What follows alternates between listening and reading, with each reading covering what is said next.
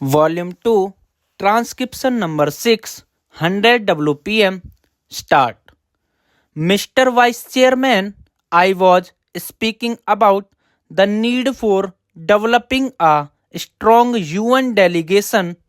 I wish that the Honorable Prime Minister would give his attention to this aspect of matter, particularly in view of the fact that in the next decade or two, politics all over the world would take on a complex character, and it is necessary that men are trained from now on for taking part in international affairs. In the UK and the United States, such delegations are built with men who have wide knowledge of international affairs, and there should be other qualification for a man to be included in such a delegation. In this connection, I should also like to mention that it is time for government to develop sound conventions regarding the conduct of foreign affairs in the United States that have accepted the principle of bipartisan consultation on important affairs of policy. For example, when President Kennedy stood for election, President Eisenhower, even during the period of the conduct of the campaign of President Kennedy, kept him informed about major developments in foreign affairs. We have seen our government sending troops out of this country to the Congo, and at that time I had raised the point that before troops left our country for any assignments of an unusual character like the Congo assignments, members of the opposition should be informally consulted. There will be no question of any leakage of information whatever if leaders in the opposition are consulted on important aspects of foreign policy.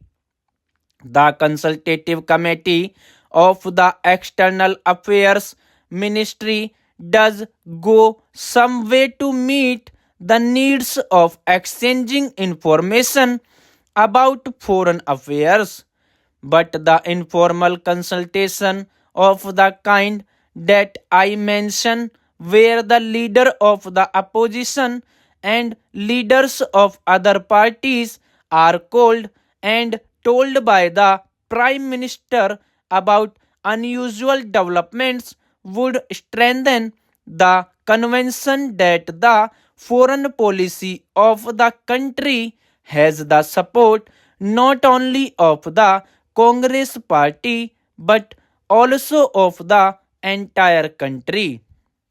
I was speaking about our external publicity, and it is a subject on which I think I can speak with some confidence, as I have been an old time newspaperman in this country. The material which is sent out to foreign countries is extremely scrappy and useless. There is included in these messages some statement of what this minister was saying somewhere. We are trying to give publicity to ministerial activities, and it is inevitable that some such publicity should be given because ministries are in charge of the government, but one abroad does not get a real idea of what is happening in the country. I would like to suggest for the consideration of the External Affairs Ministry that they should send a fortnightly assignment of what is happening in India, written dispassionately, not to please a minister or to highlight something that he has done, but to give an objective assessment of what is going on in the country. In the old days, when the British government was in existence, such fortnightly reports used to be sent by various state governments, and I think a beginning can be made in that direction in this matter. The other point I would like to suggest is that publicity is a complicated and technical matter. The Foreign Service, as it is constituted today, does not have sufficient training in publicity. The Estimates Committee, which went into the demands of the External Affairs Ministry, mentioned about the methods of training which have been adopted, but since our foreign service men are not trained in publicity work, and one sees, for example, that a lot of confusion has arisen in the United States over Ambassador Nehru's statement, I think the External Affairs Ministry might well set up a committee of members of parliament who are conversant with external publicity and some newspapermen to advise the External Affairs Ministry from time to time.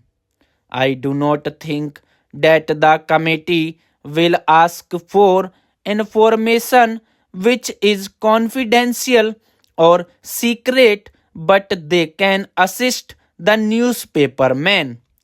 There are a handful of competent men who would be willing to serve on the committee in an advisory capacity. They would be able to tell the External Affairs Ministry what should be done in order that our news publicity abroad is better. I might mention also that the Estimates Committee had recommended the creation of a cultural cell. Sir, to my mind, we have also to be clear in our mind regarding the objective of rural industrialization.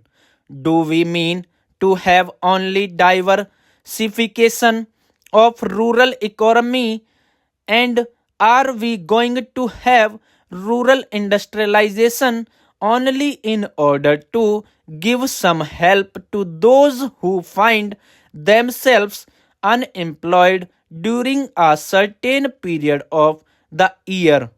Are we aiming at utilizing local resources and meeting local needs through diversification of rural economy, or have we a more fundamental objective in mind when we are trying to industrialize the rural areas?